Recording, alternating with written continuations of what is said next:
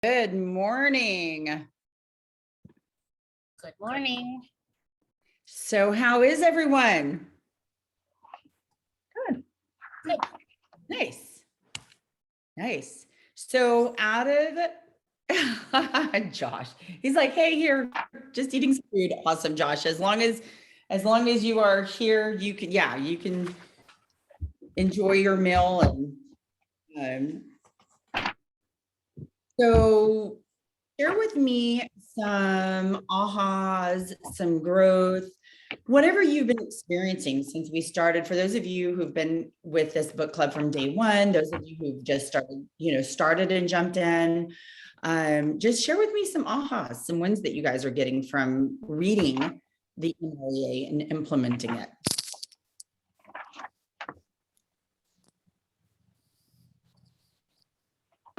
Well, I know for me, I don't aspire to be a millionaire real estate agent. So some of it was going blah, blah, blah, blah, blah for me.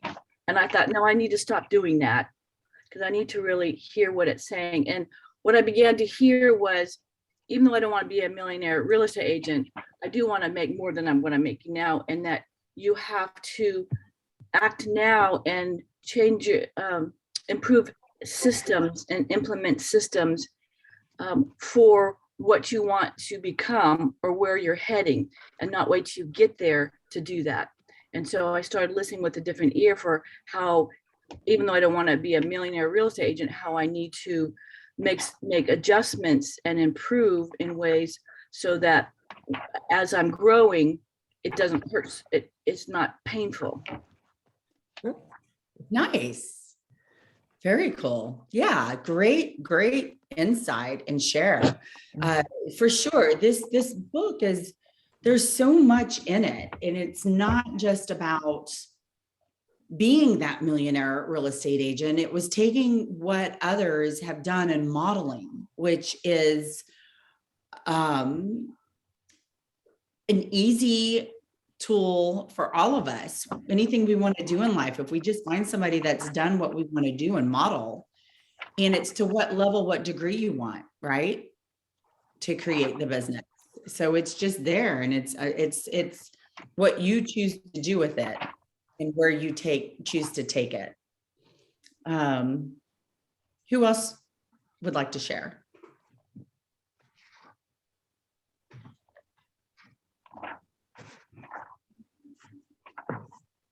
I'll share quickly. I just continue to really like the idea of paying is really an investment. I'm not paying for services. Everything that I pay, including my coaching, has only been an investment in me doing better, and it's not an expense. So I really like that little bit of a mind twist. And again, looking at the net income was really good too. Salaries and lead generation. And I did also very much like the people that you've met, like the 1,900 contacts you should have in your command, as opposed to the 16,000 not met. I thought that those ratios were really good. Not that I'm doing the 33 touches. That's something I'll have to invest in one of these days, is to have someone help me. But I like that kind of data. So that's my input. Paying is not an expense. Nice. Thank you for that share. Yeah. And it all goes back to, for those of you who I've been able, or I've had the opportunity to do the lead generation model, where we figured out how many METs you have and the ratio of, for every 20 person you talk to, you get one lead, and it's an 80% conversion rate. And then when you get into the allied resources, it's that 10 to 1 and 90% conversion rate. So it just goes to show that when we have that MET database versus the non-MET, the ROI is just, we don't have to make as many calls. We still have to make our calls, just not as many, right? And the one great thing about that is also creating that relationship with people that and making it more of a more intimate relationship with them, meaning that if they ever are asked, who do you know that sells real estate, they won't even have to think. because they've got such a great relationship with you, and they value you so highly. Who else would like to share?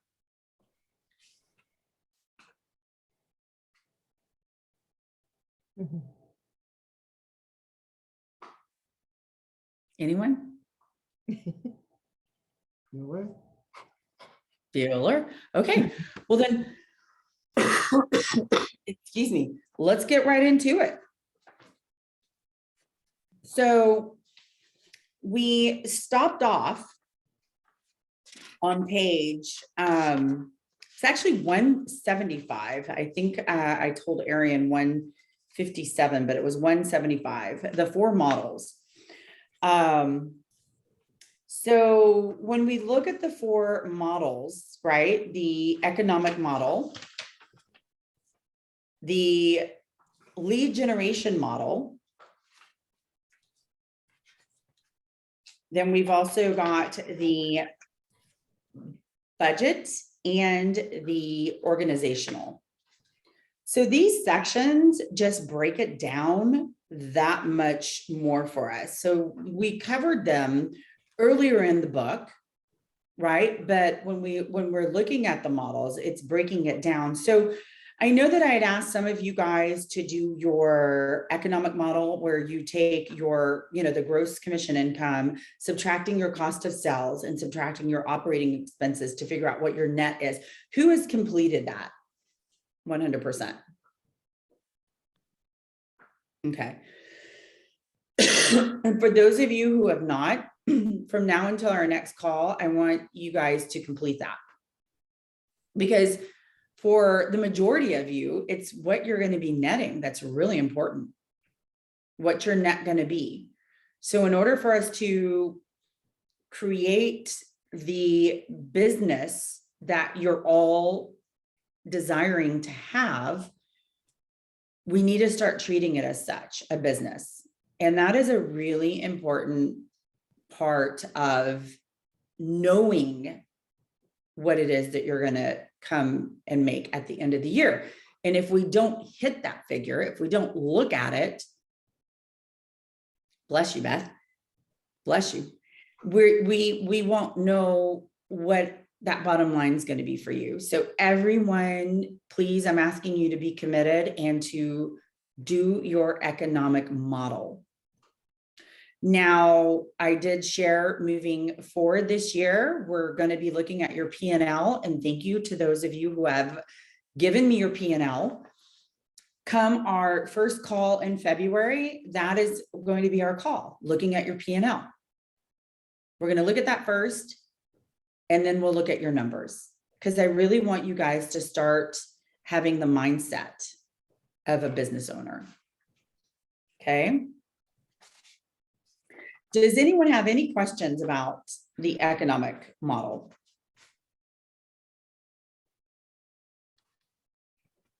Any ahas that you want to share that you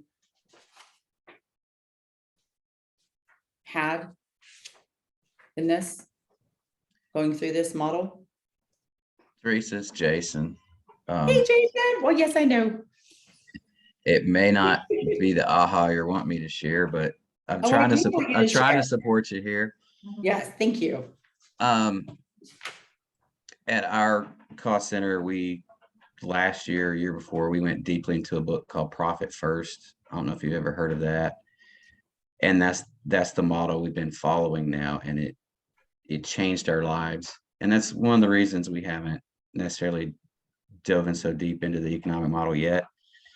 We're millionaire actions, correct? But the moment we gained an understanding of our cash flow and how things were working, it just changed everything. Took away commission breath, took away stress, created more consistency in planning and things like that. So I'm a big fan of economic models. I'm not on this one yet, but I'll be there soon, hopefully. Thank you for that share, Jason. Yeah. So, I'm trusting that inspired those of you who just kind of need a little bit of a push to hear. And Jason and his wife have a beautiful family, kids. And so for them creating this family business, is really important. So knowing what their bottom line is going to be is super important to them. Do you mind my sharing that you stepped out of your job to come on to the team? Yeah, I just shared it, even though, yeah, Jason stepped out of his job and is now on the team with his wife. And, there's been, with anything, with change, there's ups and downs, there's that, growing pains. And I would say that it's been pretty good for you guys, right? Yeah, so he's sharing how important it is. So Do it for those of again. you- huh? I do it again. I guess that's the ultimate question. Yes, you would do it again. Yes. And we've had to do a couple of just mindset calls together, right? Which is cool because it's only helped make their work relationship that much stronger. So let's take a look at page 183 for those of you who have your books. Just to kind of take a look at an overall, like for those of you who are visual, what it and how it looks like, the economic model. How many appointments they need, what the conversion rate is, using the conversion rate, figuring out what they're going to take. And then and this is why, remember, whenever we figure out what your listings and buyers needed are, and we do, this is why it's so important. Knowing what your conversion rates are, right? And then when you take, how many do you convert? Okay. How many sell? This person, 65% of their listings sell and 80% of their buyers sell. So if we were to look at that, the conversation, what kind of conversation do you think I would have with you guys?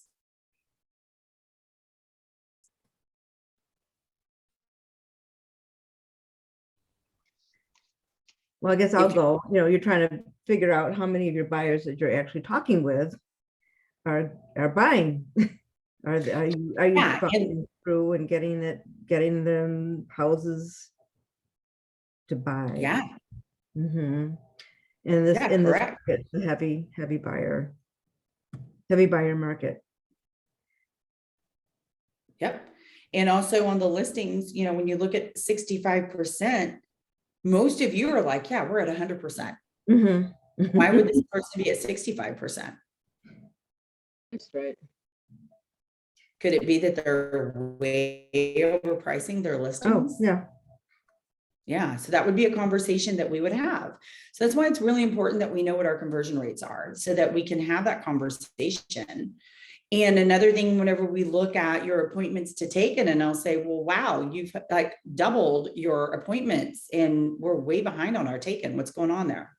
So we would need to readjust our conversion rate there. That's why that's so important. And then again, how many they sell a year, and they've got it broken down per month, what the average sales price is, the volume, and what the commission gives you, what your GCI is going to be. And then you subtract, once you figure out what your GCI is going to be, you subtract your cost of sales, and that's your total gross income. But then you've got to subtract your operating expenses from that, and that's your net. So before our next call, for those of you who have not turned in your economic model and we've not reviewed it with what we've created, please finish that so that we can take a look and make sure that we are where you need to be and make any adjustments accordingly, okay? So now let's look at the lead generation model. So one thing that I had challenged all of you guys, and let's go to page 187, was to really focus on getting your database systemized. And if you're not adding new leads into it daily, which I know Diane, who works with me, she adds daily, like she's so good about adding leads to the database. If you're not adding leads to the database, are you consciously aware of it? Are you aware that you're not doing that? How many of you guys are aware that you're not adding? Yeah. Or that you are? I'm aware. Yeah. Mm-hmm. So How badly do you want to change that? One thing that I've been getting from a lot of you guys is that, all the listings are selling as quickly as they're coming on. And what do we need to do? I'm like, well, what are you willing to do? Open houses, multiple open houses, getting out there, adding to your database. So if you're not having the mindset of adding to your database daily, I want you to take a freaking Post-it sticker and stick it on your bathroom mirror, your windshield of your car, wherever it is that you need to stick that reminder. How many leads did I add today?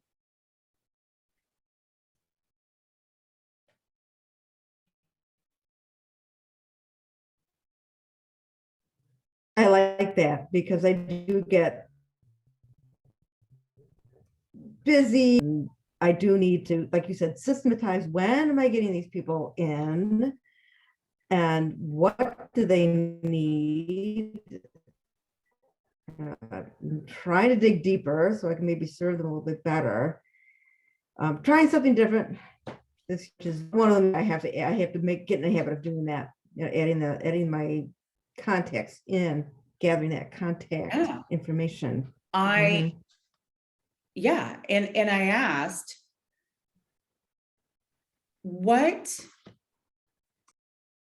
so this is like a really cool, y'all that have been coaching with me for a while, y'all know how I am, right? So I'm like, what are you willing to do? And right now, this is our book club. So I'm not your coach. I am your coach, yet I'm your peer. Like, I'm right here with you guys in the trenches. Okay. I want you to know that I'm right here with you guys. What are you willing to do? If this was the most important thing that you had to do, how hard would you fight for it? How hard would you fight for it? So when I'm coaching with you guys and I'm asking you, if you were an Olympian and you had to train, and part of your training was lead generating, feeding your database, doing open houses, door knocking, would you give it 100% to win that gold medal? Mm-hmm. And if you're not, what are you going to do? What are you going to change? And if you come to a call and you say, hey, I just need mindset, man. I need some freaking fire under my butt right now to make that happen. Awesome. Let's freaking do it. Yeah, so Teresa, I did take that leap of faith and I had that open house and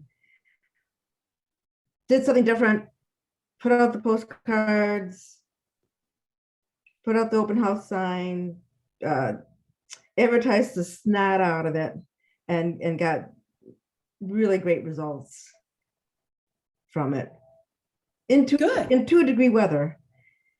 Good. Came out. Right on. Yeah. And you did it. Why? I did it because I really wanted to test the approach. I had never approached it in that manner and with that much faith. It was sort of like a blind leap of faith. Oh yeah, sent out all the postcards, marketed it to all the Facebook platforms I knew, told everybody that I saw. I just gave it my all. I said, I'm just going to try it. I'm just going to try it.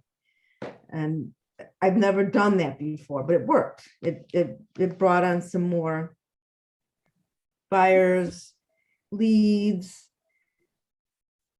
and yeah, I really wanted to do well for my friends too. Number one, they're really good longtime friends as well in the neighborhood. So if I can get notoriety with them, then maybe in the future I can get some more business from their family. So determination, doing it. In fact, I've challenged Allison. We had our call this morning. She's going to be doing minimum 2 level 7 open houses. minimum. And Anne Marie, share with everyone. I'd asked Anne Marie to share with everybody what's been going on. I just been working a lot. I have been doing the open houses and the campaigns. I've had a really good first 2 weeks of January. Probably going to make more this month than I've made in some years. So I can take 11 months off. No, I'm only kidding. Yeah, I mean, I'm doing the readings. I'm showing up for the book club here. I'm working with the coach. And, what I needed when I was at my last coaching was I needed a 10-minute meditation to just kind of calm down rather than to keep being so energized. I needed to get re-energized. So today's a good day. I'm glad to be here. And I have another closing today at 2:00. So it's all good. Open houses. It's all good, but it's work, and open houses are great. Open houses are great. I had a closing on Tuesday, and it came from an open house. Granted, it happened last September, but I had both sides of the deal, So I know open houses are very effective, and it's fun. I like meeting. Yeah. Hey, Anyone Teresa, else? can I jump in here real quick, since I always, I represent the buyers on the team, just for all of you, so you don't know. I had an open house for one of our listings, and I had promoted it just like we always do on all the platforms, like the other lady said, and put the sign out in the yard several days prior saying when the open house was going to be, sent out some flyers, posted it on our market center website to let everybody know. And I had previously put it in the coming soon status, which I wholeheartedly believe in, because that way agents get to know ahead of time and call you and ask you about it, several days prior.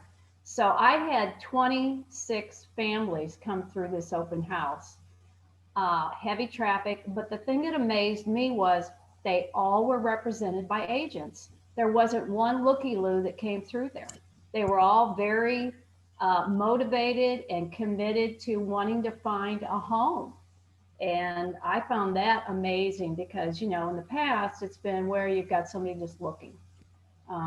So to me, doing the video like I always do, when I go in an hour before, I do a live Facebook video, get people responding on that and chatting with them along the way, just getting it out there and publicizing it. And of course, we had multiple offers. So that's what I always try to do. Thank you for sharing, Diane. And for those of you who are banned from coming soon, you can still do videos on Facebook, right? That you've got a pocket listing. Okay, pocket listing to your intranet, meaning in Keller Williams, we all have what's called the intranet within our office, and everyone's emails there. So you can do pocket listing.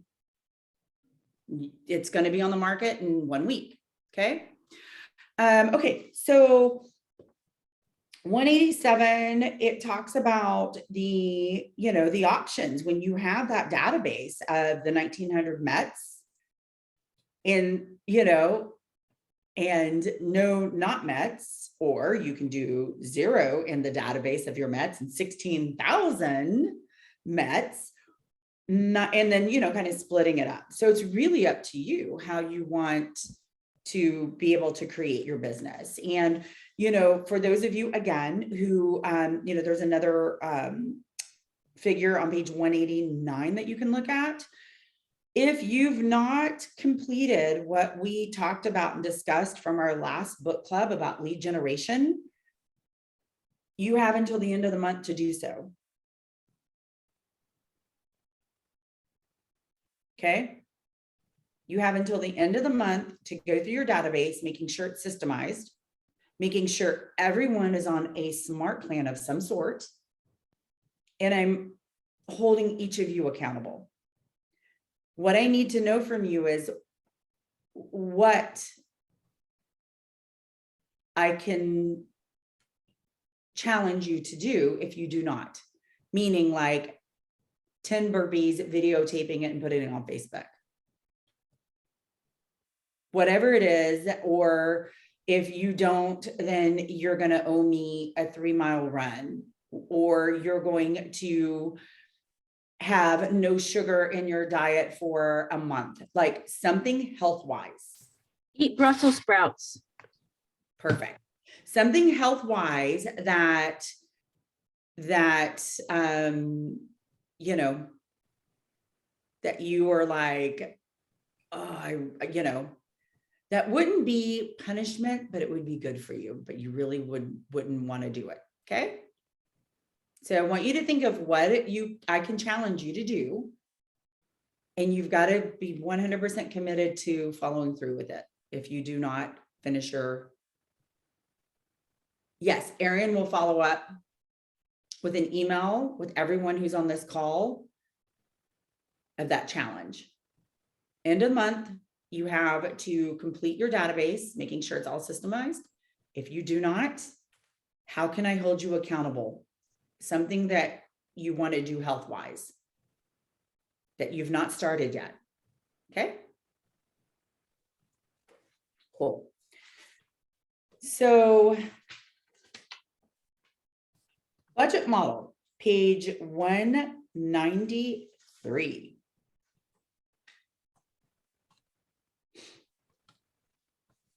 Who of you and who have on this call, who's already done, and again, some of you, thank you so much for doing your P&L and sending it to me. Who's still yet to complete this? Okay. So before our next call, this needs to be done too. The economic model and the budget, they go hand in hand. You've got to be able to do the economic model first before you can do the budget model. I mean, they're hand in hand. Like, forgive me. No, you need to do your budget model so you see what all your cost of sales, your expenses are in order to do the economic model. So they go hand in hand. So if you're doing the economic model, you're going to do the budget model. Okay. Anybody have any questions about this? I just have a comment that I had to catch myself up all from 2021. I kept meaning to do it. I didn't. So I had to dig in. It took me a lot of time to do it. And the process was, I could feel a shift in myself. And by the time I was finished, I finally started feeling like a grown-up business person after I had done it. Nice. Nice. Anyone else?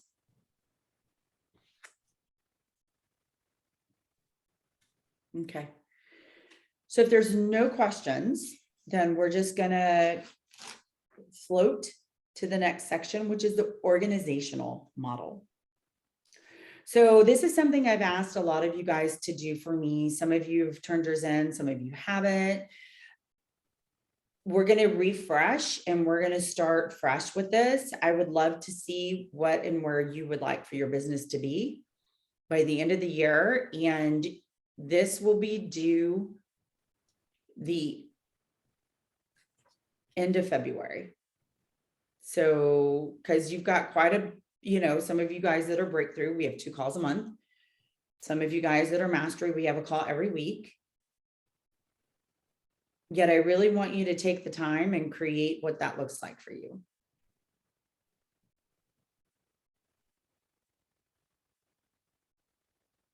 So end of February, before our last call, that's whenever it's due in February.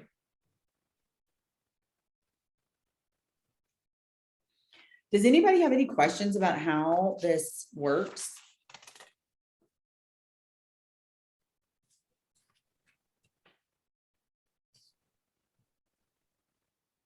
So I have a question for the single agent. Is it slightly different? I mean, I've got like virtual admin and things like that, but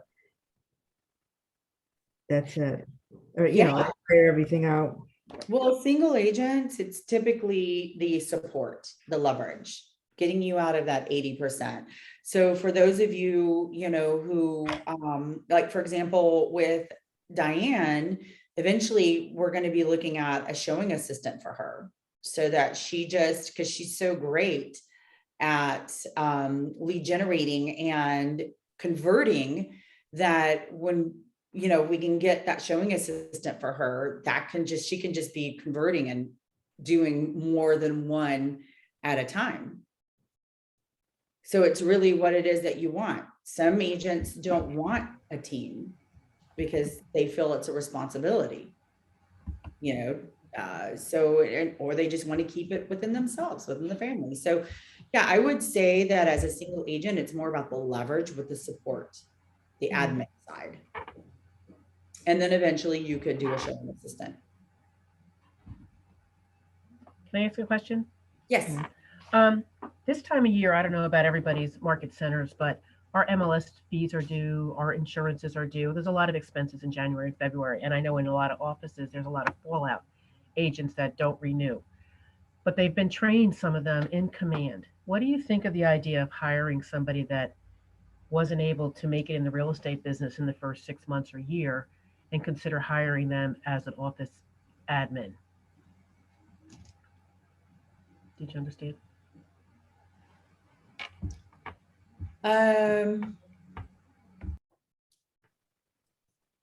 Ask that question one more time in a different way.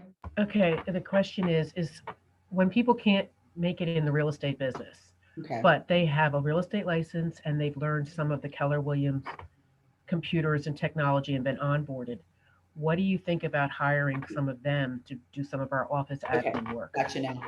Okay. Great licensed, especially if they're licensed, then they can also do some of your contracts, right? That would actually be a really positive hire. Because if they have their license, then they can help out with contracts. They can. Even if they're not active? Okay, so within Keller Williams, and they keep changing, each market center is different. So you would need to check with your market center. You're able to have a licensed agent and the fee's not the same that you get charged as a licensed agent.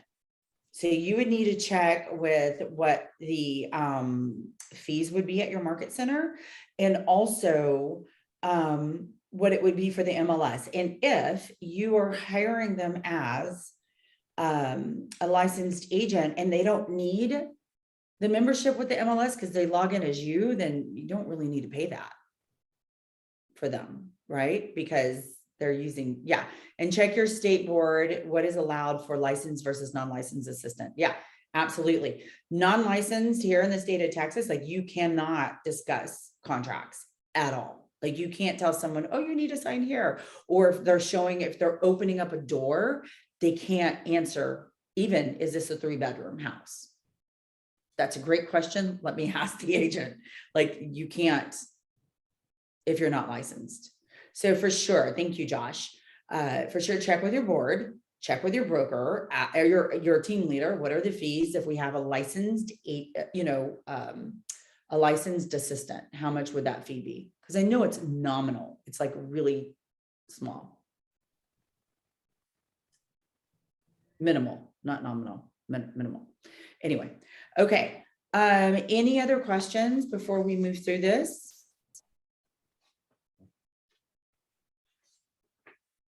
So page 203, for those of you who are, asking, okay, so I'm ready to hire. I have quite a few of you guys that are looking for assistance. You've hired someone to come in, it doesn't work out, you don't want to do the training. I prefer virtual. Diane and I have had several assistants on the team. And especially since COVID's happened, it was, less people going into the office, more people working from home. And it just worked out for us that a virtual assistant was better. So for those of you who don't want to go the virtual route, and eventually you do want to hire an assistant, they just got, 7 sources. Facebook is a great one. It's not on here. It says job website, but like Facebook is a really great place. Hey, I'm looking for, an assistant, someone that we've always usually discovered that typically works out to be really a great assistant. Someone who it would be like a second income for them. They don't have to have the money. Like they don't have to, but they were like a teacher, they, their husband's working or their partner's working, and they would like something to just bring in some extra cash, and they enjoy what they do, and they're not afraid to hold you accountable. And it just shows, how you can create your ads, right? They've even got some examples on page 204, 205. And then the compensation. And this has changed so much. So when you get to that point and you're ready to hire, we can talk about this. For those of you who choose to 1099, which means contract versus hiring and putting on payroll, there's pros and cons to both. Okay, so some pros of having someone on payroll, you can give them the hours they have to work. You can say you have to be here from this time to that time.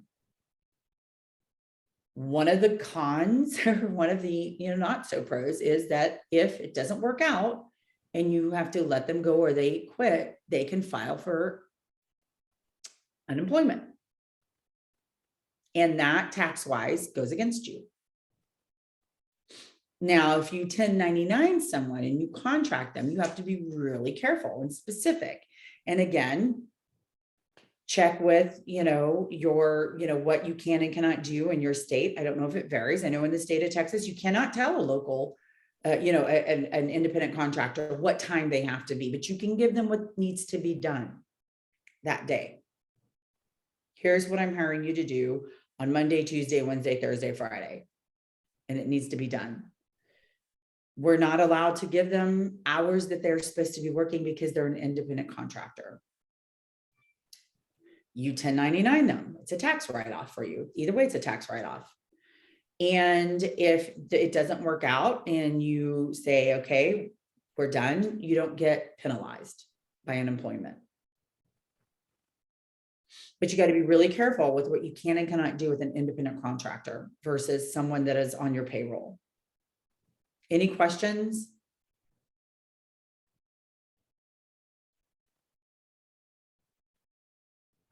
Shares? Anybody getting some ahas? Any shares that you're thinking of, or?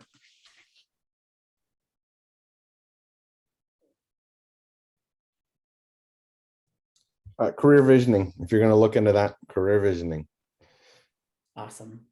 Yep. Keller Williams has a system to help you make sure that you're getting the right hire, and will help you put together a 30, 60, 90-day plan so that you can see whether they're meeting the 30-day goals, 60-day goals, 90-day goals, so that you're not committed to someone for a year. In the first 30 to 90 days whether they're going to work out or not, because you need to hire slowly and fire quickly.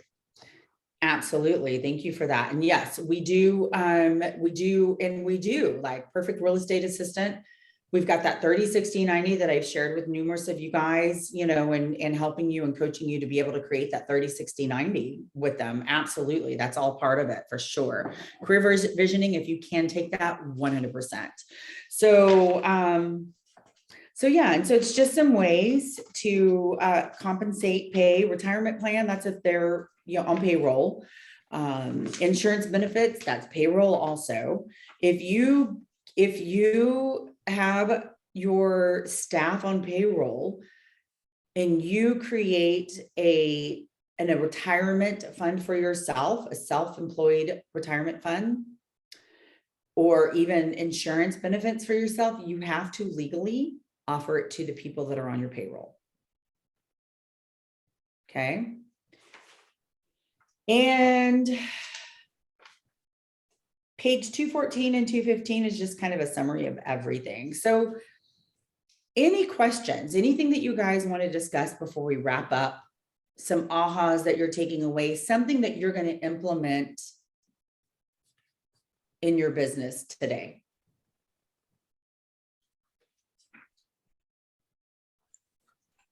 For me, it's the same aha every day. I don't necessarily need to try something new. I just need to try some more of what I've already done consistently every single day. I'll consistently get results from it. Nice. I love that. So I just want to be clear, the 1099 is a single agent. I hire out virtual. So I don't have to, if I do the retirement thing, I don't have to offer that to the 1099, correct? They're they are their own boss. Yes, they're an independent contractor. Absolutely. Okay. They're Okay. not on your payroll. You're not paying their social security. You're not paying any of that. Exactly. They're 1099.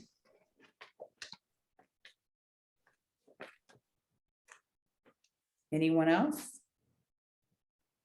For me, my big thing, right, my one thing is hiring a virtual assistant. I had hired one last spring when things were so crazy. I wasn't really prepared to have a virtual assistant. I wasn't organized enough and it didn't work out on that one.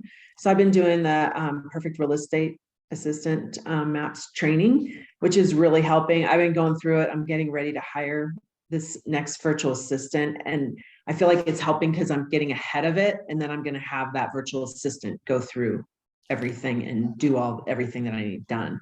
But I feel a little more prepared this time. So I think it's going to work out. Nice. Yeah, absolutely. So Beth, do you mind my sharing a little bit about where you are? So Beth's husband is going to be taking that leap of faith and joining the team, just like you did, Jason, and just like Josh's wife did. And so her business is just, she's pounding it. It's taking off. She's getting so much business that she's not having enough time for herself. And so we're looking at creating that leverage. And once her husband comes on board, that will even give her more leverage to be able to do what she needs to do and take care of herself. So we've been working on what is it and who is it that you want. When you're making that hire, it's important to know what your values are as well. What do you value? What's important to you, so that when you have that working relationship with that other person, there is a cohesive respect and flow that will happen. When you've got someone that you're just not on the same page in regards to what you value, that's when you usually see the heads butt and it just doesn't work out. So keeping in mind what's important to you in the your work environment, and will that hire support that? Okay. Anyone else before we wrap up? I know at Mega Camp, there was mention of a virtual assistant company that was being established, that had been created, where they're trained on command. They're trained on Keller Williams systems and models and culture. Cyberbacker. Pardon? That's Cyberbacker. That's who Arian, Craig Goodleaf, who's a MAPS coach.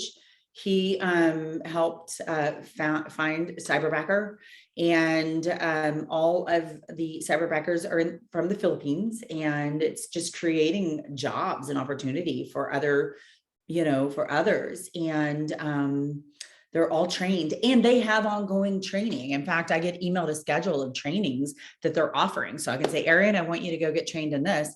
And she does. And that's another positive, right? And this does not work for everyone. So I don't ever want people to think that I'm pushing virtual assistant. It's just for those of you who aren't the best teachers, because I believe everyone is so smart and they know how to do it, that's all gets taken off your plate, and they do it for you. They train them for you. So when you get someone that you hire in office, you've got to train them. Yes, Lori. I have a cyberbacker, and I'm super happy, super. But I did invest a lot of time training at the beginning, and I was already pretty organized. So so it was pretty, like, with my databases, my CRM and stuff like that, it was pretty organized. So she could.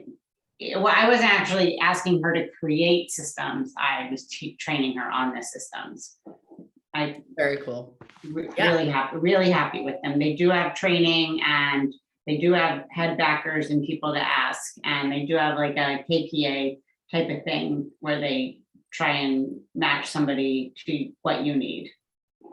Yeah, Yeah, and Lori did. I mean, that was something that we'd been talking about for a while, and I've noticed a difference even in her numbers and what she's putting on the board now that she's got this support. It's just taken so much off of her plate.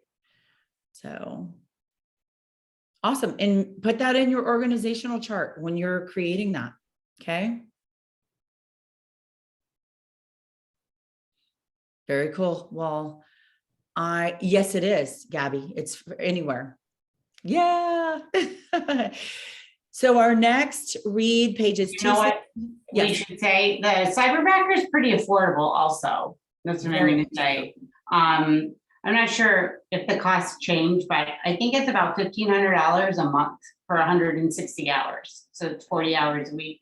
So I think that's pretty affordable compared to what I'd have to pay someone here. 100%.